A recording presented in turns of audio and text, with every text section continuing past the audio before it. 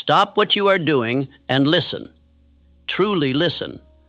For if you miss what I am about to reveal, you may walk through the remainder of your life as a beggar when you were born to command. The difference between the man who bends the world to his will and the man who is bent by it is not luck, is not talent. It is the way he thinks. And more precisely, it is how he believes. I am not here to inspire you. I am not here to entertain you. I am here to awaken you.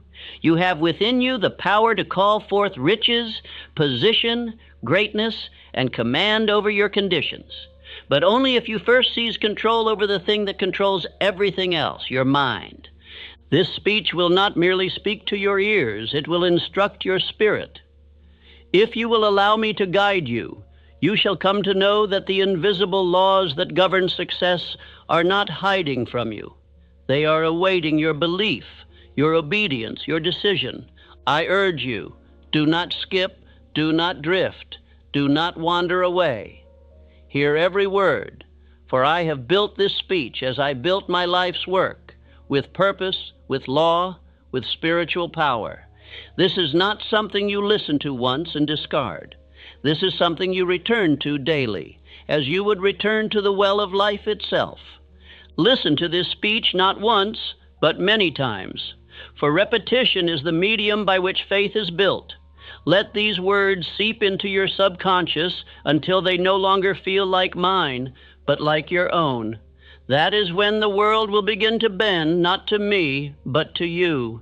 Now steel your mind, for I am about to show you that when you think as if nothing is impossible, when you believe as if the result is already yours, and when you act as if the world must obey, it will. The moment you accept this truth, the laws of success will no longer be hidden. They will be yours to command. Let us begin. Part 1, the hidden power behind your thoughts. If you do not yet possess what you desire, it is because you do not yet believe that you deserve it. The world is not your enemy. It is your mirror. It reflects not your potential, but your dominant belief. If you carry in your mind doubt, hesitation, or fear, the world will return to you conditions shaped by those very states of mind. But if you fill your mind with belief, decision, and purpose, then you will command the world to obey. You are not the victim of circumstance. You are the builder of it. But your tools are invisible, your thoughts, your beliefs, your inner dialogue. A man becomes what he believes, for belief is thought fused with emotion and decision. Dominating thoughts, once mixed with feeling and repeated with conviction, descend into the subconscious mind, and from there they are transformed into reality. That is not philosophy, that is law. There is no magic in this. There is no mystery. The great secret of all successful men is that they chose their thoughts with intention. They backed them with faith, and they held to them with persistence. They did not leave belief to chance. They made belief a discipline. When I tell you that the world bends to the man who acts as if nothing is impossible, I do not mean fantasy. I mean accurate thinking applied to definite purpose through the law of belief. You may work 12 hours a day. You may toil and struggle and sacrifice. But if your thoughts are vague, if your belief is weak, then your results will betray you. For the subconscious does not respond to effort. It responds to conviction. It responds to what you believe is already yours. That is why belief, when backed by definiteness, is more powerful than work alone. Work without belief is wasted energy. Belief without action is mere daydream, but belief fused with decision is power. There is a vast difference between a man who wishes and a man who believes. The one hopes vaguely, the other knows with certainty. The one waits for permission, the other acts without it. The one looks to the world for proof before he commits. The other commits and makes the world yield proof. The world does not reward the man who waits. It rewards the man who declares. Wishing is weakness, but belief supported by decision is irresistible force. And so I give you this truth. I am the master of my belief. What I believe with emotion and act upon with decision becomes real. Say it aloud, not once, but every morning, every night, until your mind no longer questions, until your speech and your posture and your action all declare it without hesitation. Speak it until the doubt is gone. Speak it until you become what you speak. The tongue is the steering wheel of the subconscious, and belief is the engine. If you hesitate, the world hesitates. If you believe, it obeys. That is the strange and perfect symmetry of life. You do not need to chase success. You need only to chase certainty. When your inner belief becomes definite, your outer world becomes obedient. Men do not win by chance. They win by internal cause. And that cause is always, without exception, a belief they refuse to question. You must now dismantle the resistance within you. Every excuse, every hesitation, every fear that says it may not work for me is a lie you accepted from the world. You were not born with that doubt. It was given to you by voices who gave up on their own power. Now is the hour to reject it. Tear it from your mind as you would tear weeds from your garden.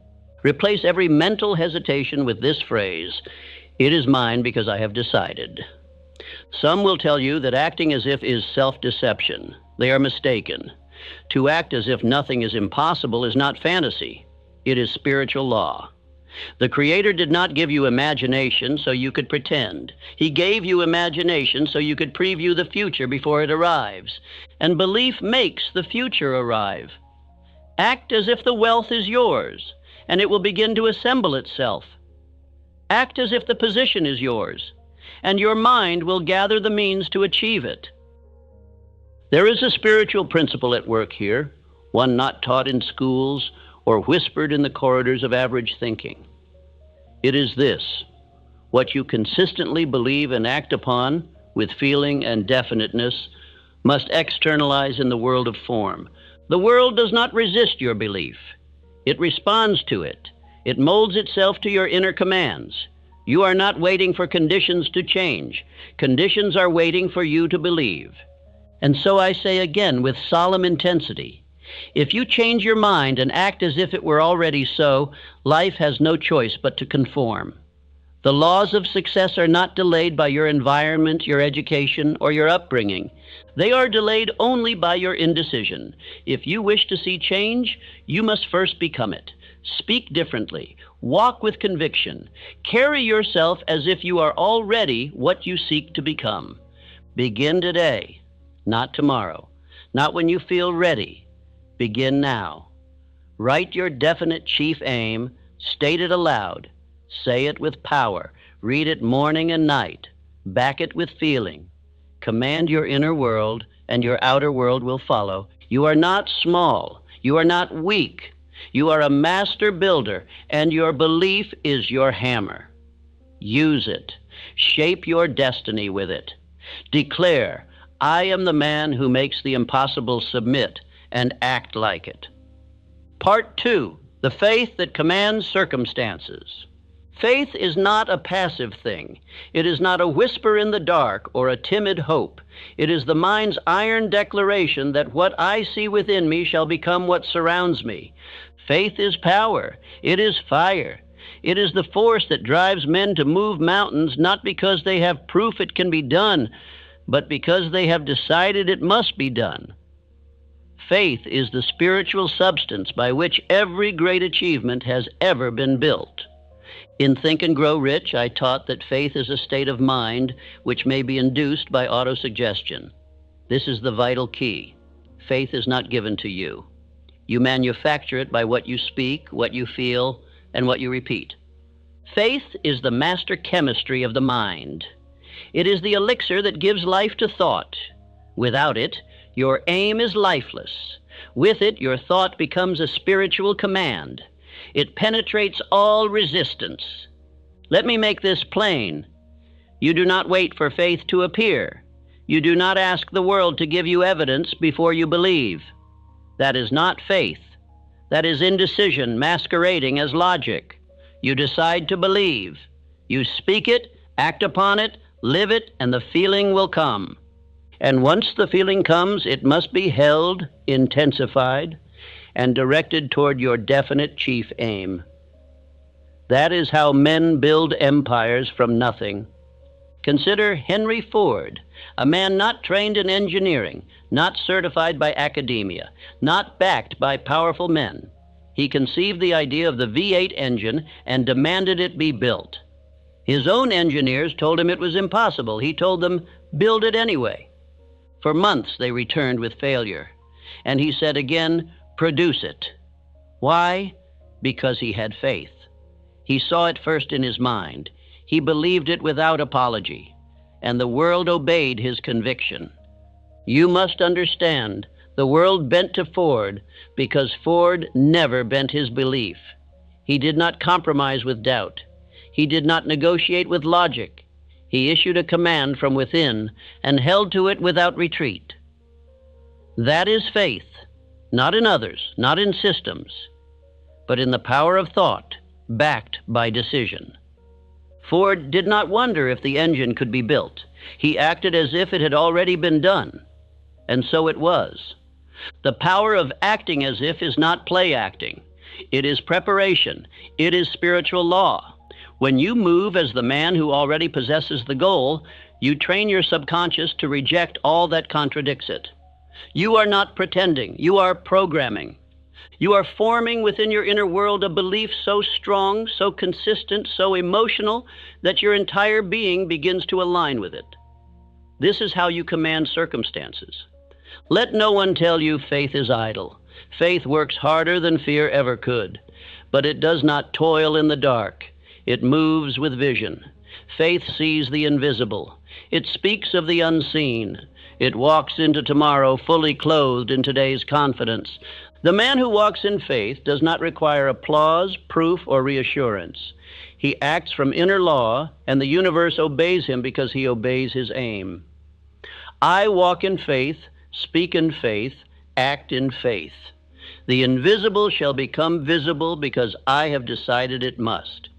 The tragedy of most men is not that they aim too high and miss, but that they never aim at all. They wait for signs, for guarantees, for applause from others before they commit. But the man who possesses faith has already committed internally, and therefore has no need for external consent. He acts with conviction, because he knows the world does not shape belief. Belief shapes the world. I repeat, faith is belief fused with emotion and fixed upon a definite chief aim. It is built by repetition. It is strengthened by decision. And it is proven by the fruits it produces. Show me a man of great faith, and I will show you a man of results. For faith is not invisible to the world. It leaves evidence. It leaves monuments. It leaves wealth. It leaves influence. These are not the source of faith. They are its result. You must now examine yourself. Do you speak your aim with belief, or do you whisper it with hesitation? Do you carry yourself as the man who knows his success is certain, or as one who only wishes it might come true? Remember, your outer world will not exceed your inner confidence. If you doubt, you delay. If you believe, you accelerate. Speak what you intend to receive. Speak it until your voice echoes in the walls of your own subconscious. Faith must also be guarded. It is fragile in the beginning. It must be protected from the criticisms of the faithless, the sarcasm of the mediocre, the doubts of the drifting.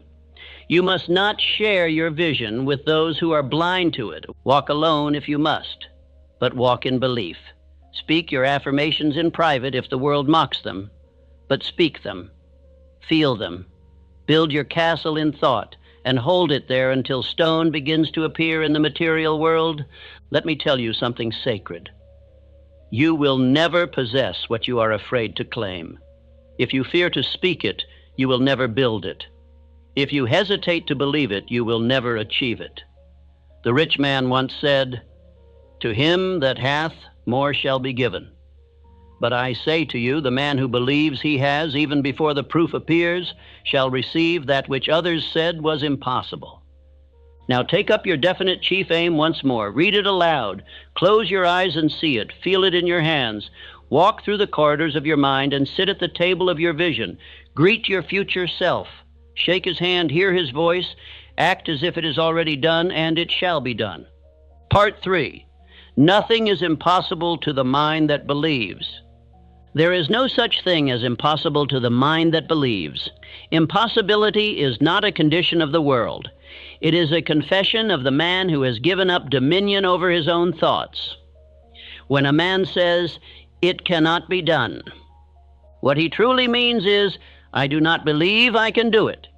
And because belief is the gatekeeper to action, that man never begins, never builds, never breaks through.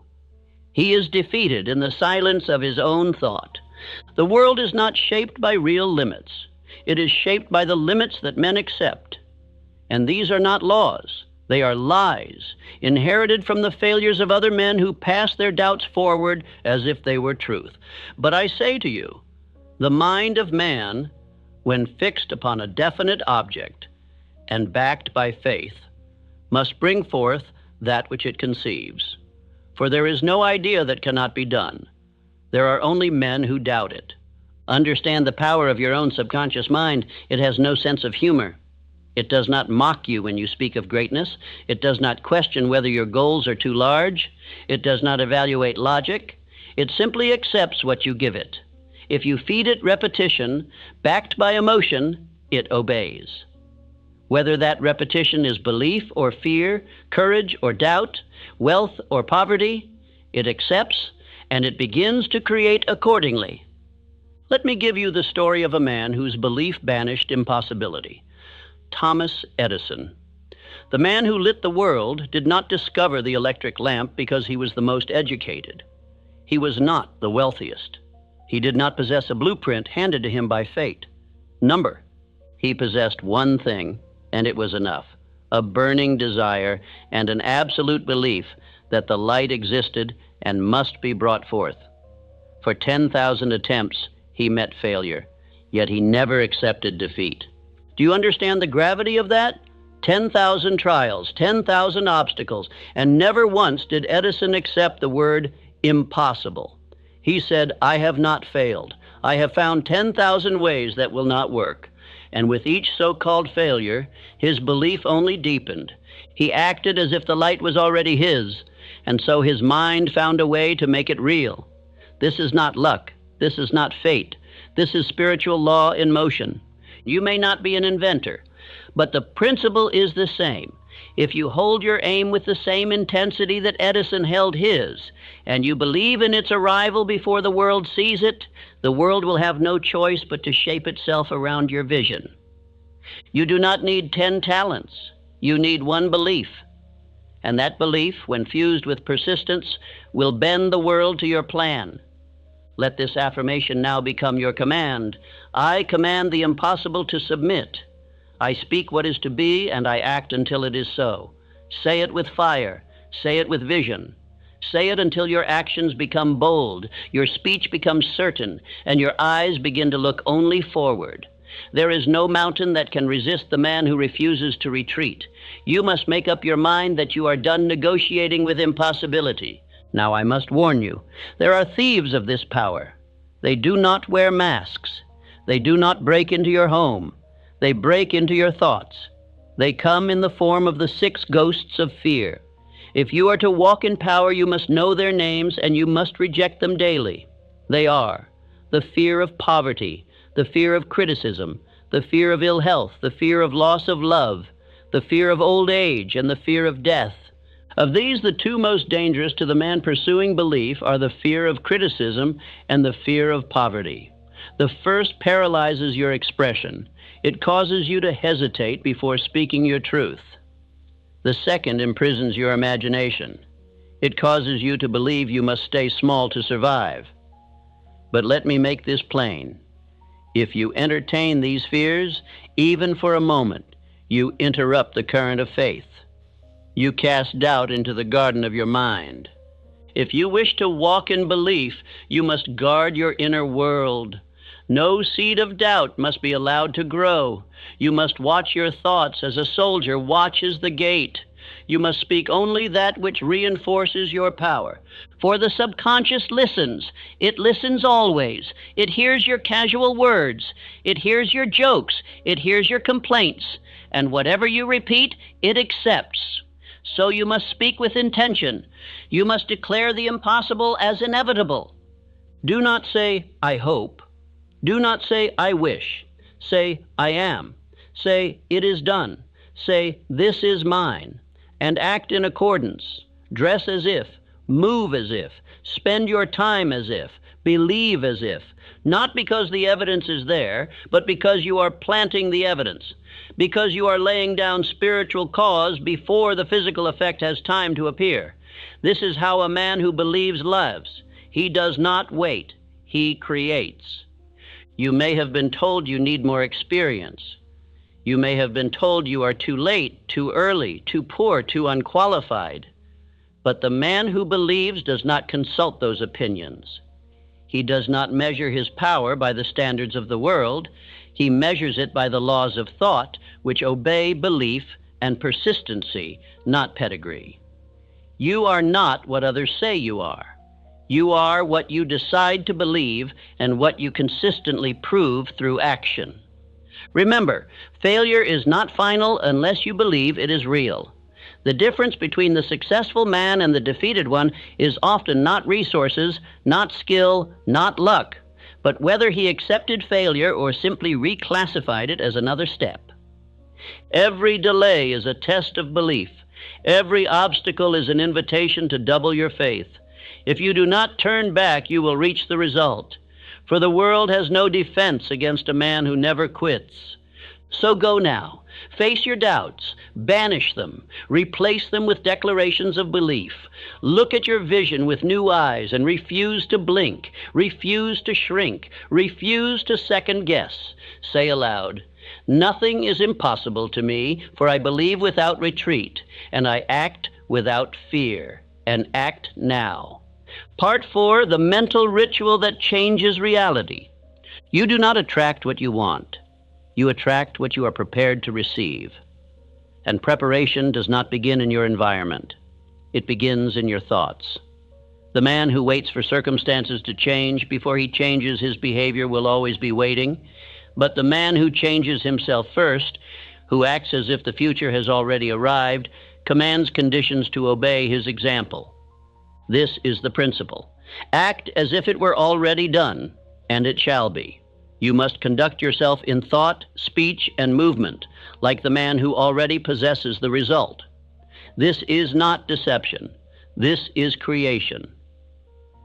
Every man who ever achieved greatness walked before the world noticed him, thinking, believing, speaking, as if his name was already carved into history. It was not the world that crowned him. It was his conviction that demanded the crown. The mind is a creature of habit, and the subconscious mind, being without will of its own, follows the habits you assign to it. If you act as the poor man, it will deliver you poverty. If you act as the victim, it will create more injustice to support that identity. But if you act as the leader, the producer, the master of your fate, then your subconscious will begin to attract the ideas, the people, and the circumstances that match that image. And so I say to you, write your definite chief aim. Write it as if it is already complete. Do not say, I hope to become, say, I am. Do not write, I wish to have. Write, I now possess. Make your words bold, definite, unshakable. Then take that statement and read it aloud twice each day, once in the morning, once in the evening. Read it with emotion, read it with vision, read it until you believe it, and then read it more. You must see yourself already in possession of the result. That vision must live in your imagination. Not once, not when you feel inspired, but as a daily mental ritual. This is the act of training your subconscious to accept a new identity. Your old self, the one filled with doubt and delay, must be evicted. And your new self, the one who commands the impossible, must be invited in with every repetition of belief. Now understand, this ritual is not merely about reading words. It is about becoming the man described in those words. You must walk into your day as that man. You must speak to others with his posture. You must carry his tone, his rhythm, his spirit. When you speak of your aim, do so as if you are unveiling it. not requesting permission for it to exist. Act as if the ink on your destiny has already dried. Let me give you a living example. Andrew Carnegie. He did not build steel by force. He built it by belief. He did not wait for others to prove themselves before treating them as leaders. He treated every associate as if they were already great men. And by doing so, they rose to match the image he held of them. This is the silent law. When you act as if something is true long enough, it must become true. The ritual of morning and evening suggestion is no idle superstition. It is the furnace in which identity is reforged. If you rise each morning and immediately read your aim aloud with clarity and feeling, you set the tone for your day. If you speak it each night before retiring, you hand your subconscious a command to work upon while you sleep. Over time, this rhythm becomes your inner music, and it will override all previous noise. Now let us make this declaration. I conduct myself in thought, speech, and action as if I already possess the result I seek. Say it with finality. Do not whisper it. Own it. For what you declare repeatedly becomes law in the land of the subconscious.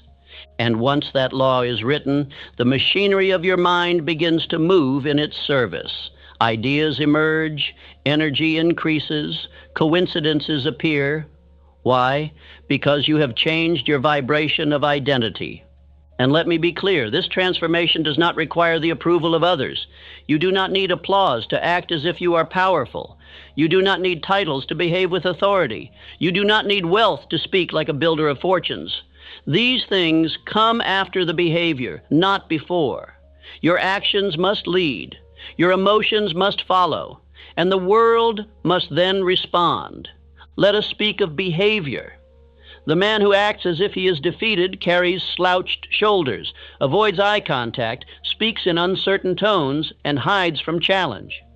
The man who acts as if he is victorious stands tall, meets eyes directly, speaks with calm command, and walks toward the struggle with eagerness. These are not random traits. They are reflections of belief. You must choose which version of yourself you will breathe into being. But what if doubt remains? What if fear clings? Then act anyway. For action, repeated, will strangle doubt. There is no greater antidote to uncertainty than motion. You cannot wait to feel confident before you behave with conviction. That is not how transformation works. You must earn confidence through performance. Each time you act in faith, your mind collects evidence that you are who you say you are. And soon, a shift will occur. A new identity will emerge. One that no longer plays small. One that no longer hides behind past mistakes. One that no longer fears the opinions of the world. You will begin to carry your purpose with dignity. You will speak with the authority of belief. And the world will begin to treat you differently, not because it changed, but because you did. You are not here to impress others.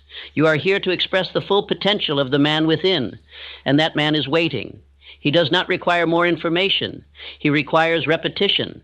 He requires discipline. He requires a ritual of thought, of speech, of posture. And through that ritual, he will rise. Now I say again, write your aim. Speak it aloud, twice daily, with emotion, with vision, with certainty. Act as if it is already yours. Conduct yourself in the image of the man who has already received it. This is not fiction. This is the formula. Thousands have used it. You shall now be counted among them. Part 5. What the subconscious obeys. There is but one thing over which you have absolute control, and that is your own mind. This truth is the cornerstone of all achievement. You may not control others. You may not control the tides of the economy or the decisions of men, but you control your thoughts, and by mastering that internal dominion, you come to influence all that is external. All else in your life will follow the pattern of your belief. Your subconscious mind is the silent builder of your circumstances. It is the unseen hand shaping your conditions. But it is not creative on its own. It must be directed. It does not originate thought. It receives it. It does not distinguish between truth and falsehood, wealth or poverty, victory or defeat. It acts upon whatever you impress upon it through repetition and emotional intensity. What you plant, it must grow. Think now of your subconscious as a fertile field. If you plant thorns, doubt, fear, limitation, those shall take root and overrun the garden. But if you plant strength, purpose, belief, and clarity, and water them daily with conviction, then abundance shall rise. The field does not argue. It does not discriminate. It obeys. Your job is not to beg the soil to grow. Your job is to sow deliberately and to weed out the seeds of confusion. The subconscious responds best to commands spoken aloud, repeated daily, and backed with definite emotion. This is why I have insisted upon writing your definite chief aim and reading it twice daily. It is not a ritual for ritual's sake. It is a programming instruction to your inner world. The mind, once charged with definite thought, begins to seek every opportunity, connection, and circumstance that aligns with that command. But there is another force, one more powerful than the isolated mind alone. It is the mastermind. When two or more minds are brought together in harmony, fixed upon a common objective, a third mind, a greater mind, is formed. This is not philosophy. This is principle. The minds of great men are made greater through association with other minds that share their belief, their clarity, their burning desire.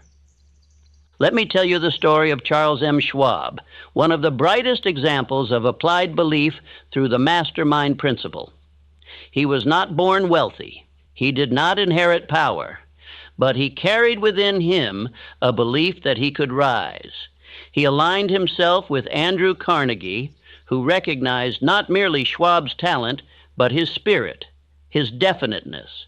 Schwab acted and believed as if he already could lead men, and soon he did. Carnegie placed him in charge of the greatest steel operation in the nation, not because of his years, not because of credentials, but because he had the spirit of command, forged in belief.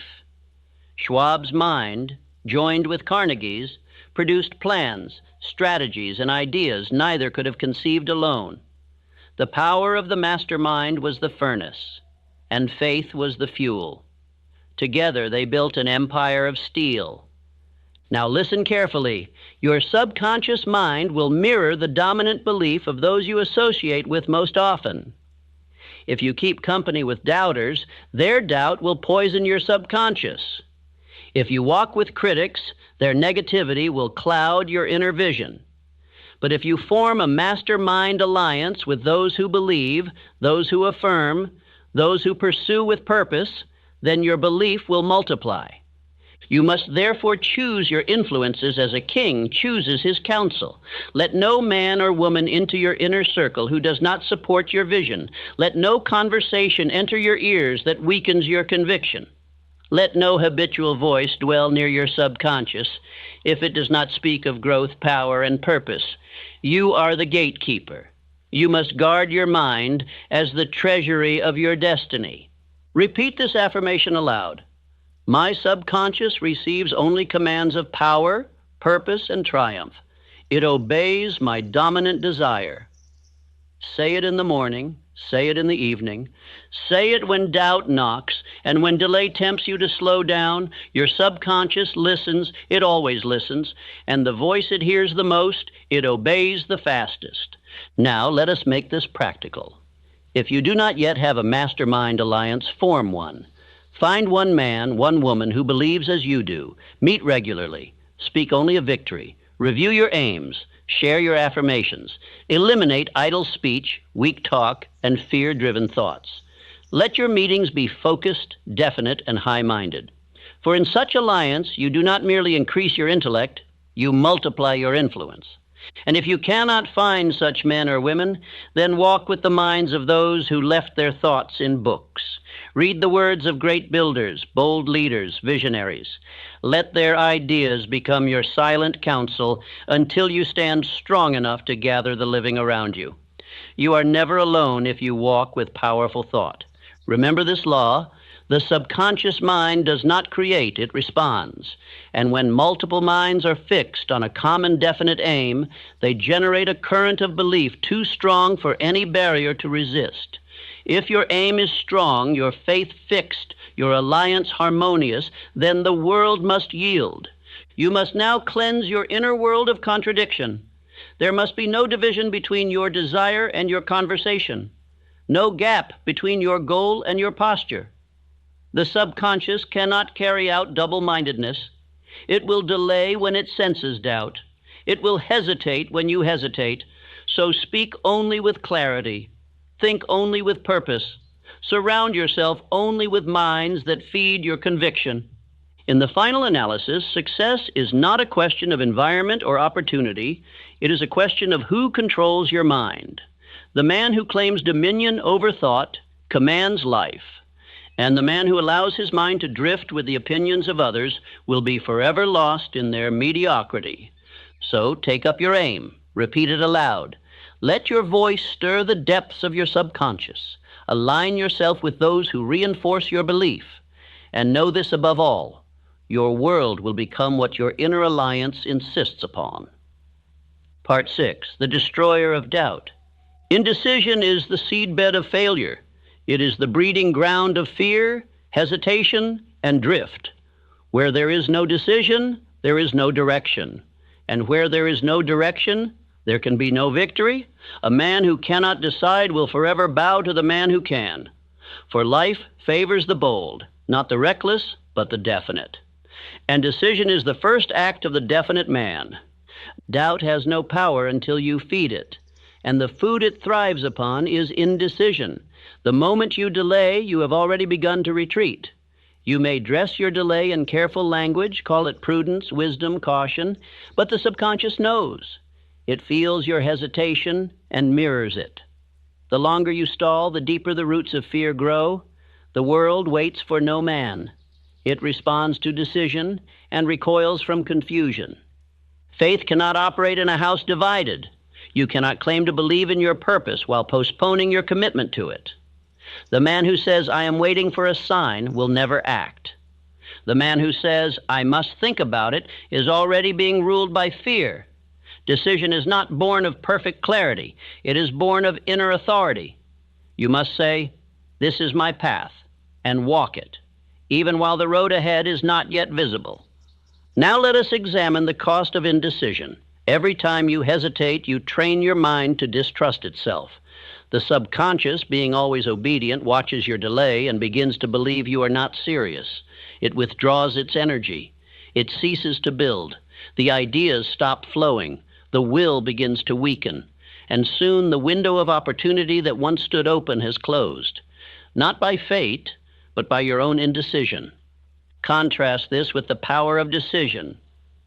When you decide, your energy returns. Your mind sharpens.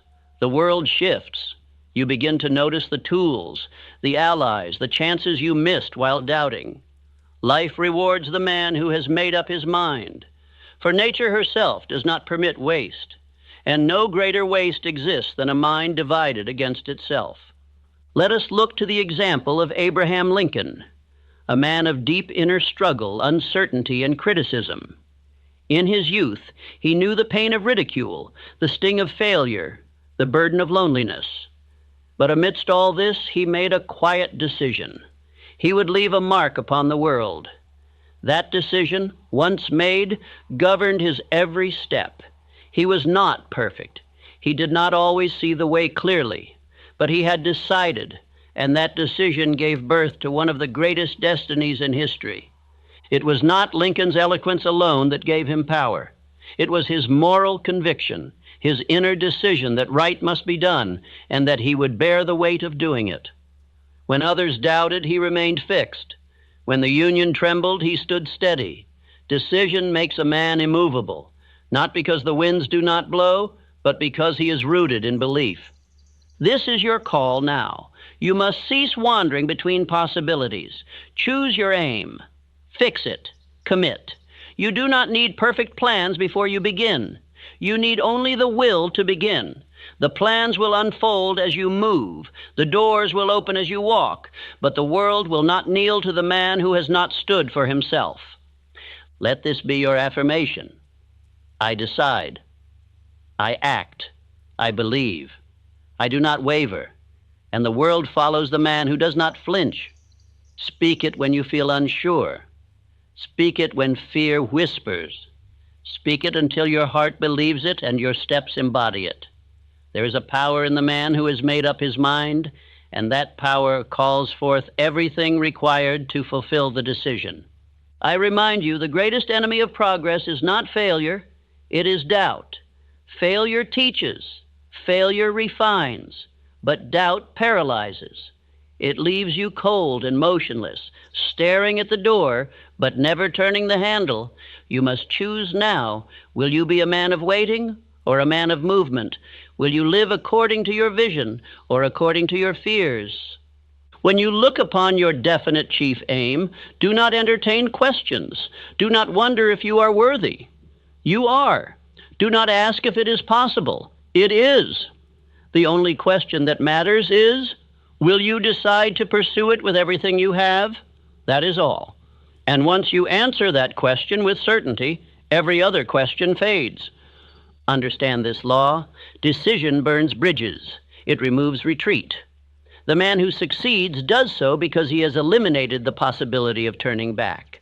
When the mind knows there is no escape, it summons strength previously unknown. You have more power in you than you have used, but that power will not awaken while you are still choosing. So I instruct you, write your decision, speak it, commit to it in action. Move now, not tomorrow, not when the fear fades. Move while the fear trembles in your shadow. Move while doubt stands frozen behind you. For the moment you move with conviction, you will feel a strength you forgot you had. You will feel alive again. And the world will see it. They will see a man who has made up his mind. They will sense the fire behind your eyes, the certainty in your step, the resonance in your voice, and they will follow. For men follow clarity. They follow decisiveness. They follow those who know where they are going. You are such a man if you decide to be. You need no permission, no validation, only the will to speak, to move, to persist.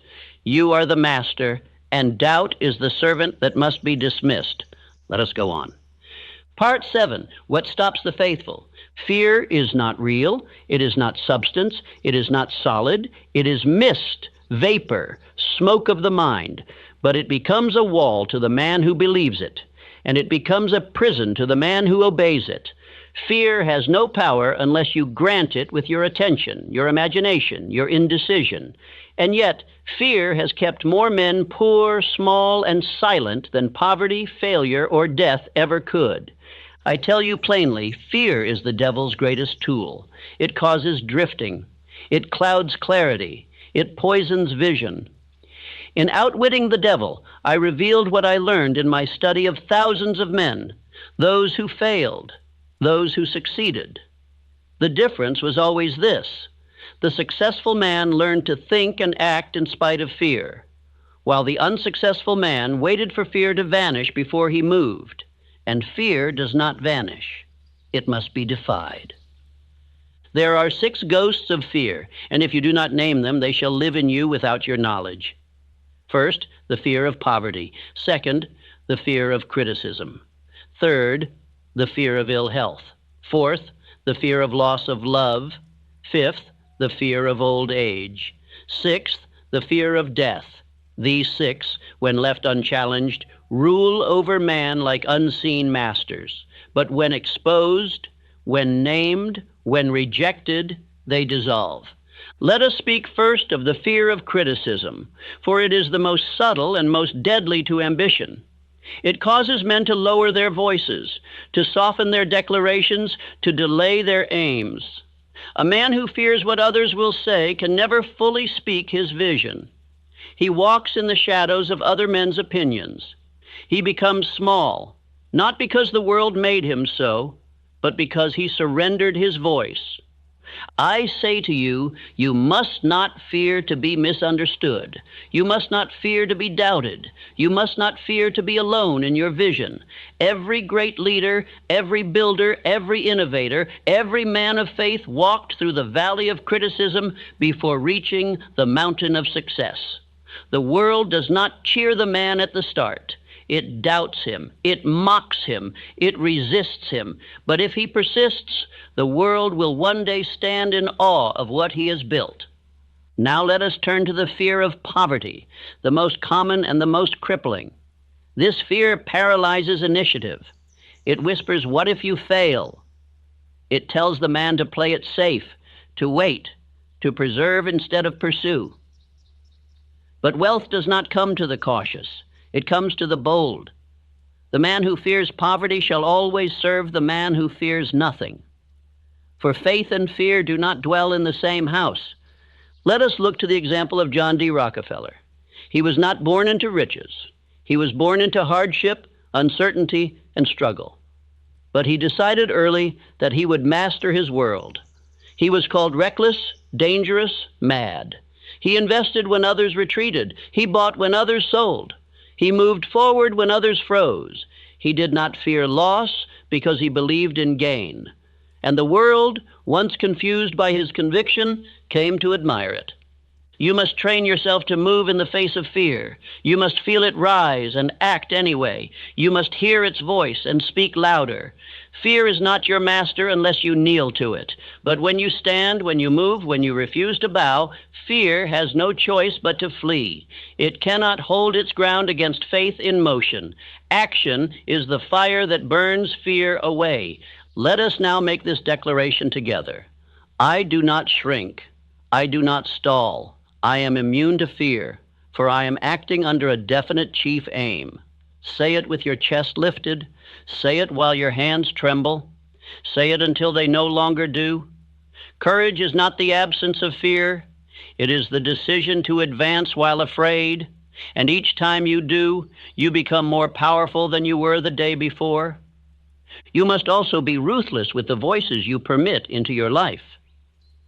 Fear is contagious. It spreads from man to man like disease. If you walk with cowards, you will begin to speak their language. If you confide in doubters, you will begin to hear their warnings in your own mind. But if you surround yourself with the brave, with the builders, with those who believe, then fear will have no air in which to breathe. There will come moments, nights, mornings, long hours, when fear will attempt to return. It will whisper of failure, shame, or rejection. In those moments, you must respond not with silence, but with affirmation. Speak aloud your aim. Recall your victories. Act with small steps if you must, but act. Do not sit still, for fear thrives in stillness, but it flees from motion. You must now decide who rules your house, the voice of fear or the voice of faith. You cannot serve both. One must be exiled. One must be dethroned. And this is done not once, but daily. Every day is a battlefield, every thought a weapon. And if you do not command your mind, something else will. Do not let fear rob you of your inheritance. You were born with the power to believe. You were born with the ability to decide. You were born with the right to act. These are divine gifts. Use them. And when fear returns, remind it. I have chosen to walk in faith. I have chosen to move forward. I have chosen to live by purpose, not by panic. You are not alone in this. Every man who ever triumphed stood in your place. They all felt the cold breath of fear, but they walked anyway. They believed anyway. And by doing so, they became the giants of their time. You are not different. You are not smaller. You are simply waiting for your own command. Give it now. Declare, I walk in power. I walk in clarity. I walk through fear and leave it behind me. And begin again. Begin strong. Begin without apology. Begin with decision. Let us proceed. Part 8. Speak and walk as the person you demand to become. Your thoughts are commands. Your words are blueprints. Your movements are decrees. Every act of speech, posture, and action sends a signal, not only to the world, but to your own subconscious, affirming who you are becoming. And that identity, once planted, must bear fruit. The world does not respond to what you want. It responds to who you are being.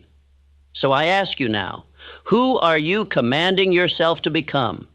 If you still speak as the man who doubts, the man who delays, the man who waits for permission, then no matter what goals you write, your life will mirror that identity. But if you now speak with certainty, walk with authority, and carry the bearing of one who already possesses the outcome, then life begins to conform to the shape of your belief. Identity is not discovered. It is declared and repeated into existence. Every morning you rise, you are given the opportunity to assume the role, not the role of who you were yesterday, but the role of who you are deciding to be. You must now speak only the language of the man who has achieved. You must move like him, think like him, rise like him, and work like him. The inner becomes the outer. The imagined becomes the manifested. The assumed becomes the actual. There is a law for this. I called it cosmic habit force. It is the unseen power that takes repeated thoughts and actions and molds them into habits, into destiny. The man who acts as if he is powerful, even when he is uncertain, begins to become powerful. Not because he fakes strength, but because he practices it into permanence. This law does not discriminate. It works for weakness or for strength. Your rituals decide which. This is why you must no longer wait for circumstances to confirm your identity. You must lead them. Speak not as a man who is trying. Speak as a man who has arrived. Do not say, I will become. Say, I am. Do not ask for permission. Give yourself the order. For your subconscious does not question. It obeys. And when you begin to speak, walk, and move as your future self, your mind cannot distinguish the difference, so it builds accordingly. Let me show you an example of this principle in action. Woodrow Wilson, a man once hidden in the shadows of academia, unknown to the world stage. But within him burned a vision, not of who he was, but of who he must become. He began to act, to speak, and to lead as though he were destined for the highest post in the land. And though he began in obscurity, his identity governed his journey. He became president not because he was chosen, but because he chose himself first. This is your great lesson. The world believes in the man who first believes in himself.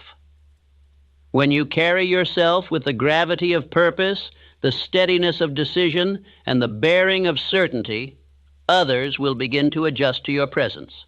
Doors will open. Eyes will turn. Opportunities will appear. But these are not causes, they are effects. The cause is always identity. The cause is always belief acted upon. So I say to you now, write your identity. As you would write your chief aim, write the traits, the conduct, the spirit of the man you are becoming. Describe his speech, his courage, his self-control, his decisiveness, and begin without delay to embody him today, in small steps, in large declarations, in silent practices. And let that new version of you become so familiar that the old self fades into history. Repeat this final affirmation. I am what I have decided to become. I act as if nothing is impossible, because nothing is when I believe. Say it until your voice carries it with ease. Say it until your shoulders rise with strength. Say it until your habits begin to match your words. For the world will not believe it until you do. But once you do, there is no force that can deny you. You are not what others think you are. You are not your past failures. You are not your doubts. You are not your setbacks. You are a being of thought, faith, and will. You are capable of transforming your world by transforming your identity. And you do so not by waiting, but by deciding, by repeating, by acting, every hour, every day. The voice you now use must be firm. The steps you now take must be certain. The choices you now make must be final. For the law does not respond to wishful men. It responds to those who walk in belief. If you would be followed, lead. If you would receive, give. If you would become, declare it, and move. There is no future reward without present identity. There is no crown without bearing the weight first in silence. But once you do, the shift begins. You will speak, and others will listen. You will act, and results will follow. You will command, and life will respond. Not because it is owed to you, but because you earned it in thought, word, and action. And so we close with power. Begin this very day. Assume the identity. Read your aim. Speak your affirmations. Act without doubt. Reject fear. Step into the role, and never again remove the crown from your head. This world will bend, not to the loudest, not to the richest, not to the fastest, but to the most believing. Let that be you. Let that be the man you are, now and forever.